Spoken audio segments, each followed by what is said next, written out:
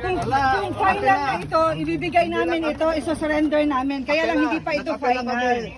Alam mo yan, natanggap mo kahapon. Sumagot lang, sana lang maayos. Tinanggap mo kahapon ang aming notice of appeal.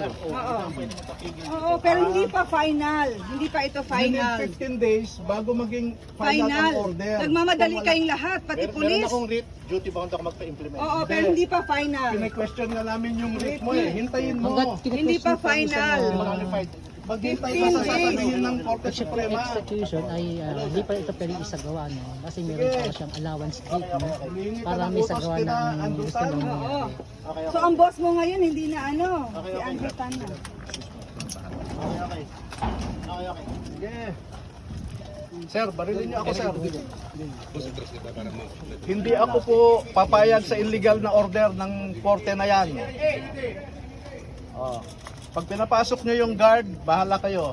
Pulis ang nagsimula ng gulo, ha? Hindi na. Pag pinapasok niyo po yung blue guards, magkakasakitan po yan. So, ngayon mga kabayan,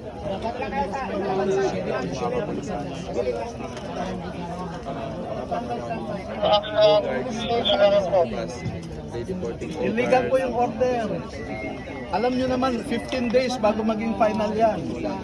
October 20 po nilabas ni Judge yung order niya. Hanggang November 4 pa po kami pwedeng mag-apila, pero nag-apila na kami. Kasi man ay kalaban o sa kanilang panig.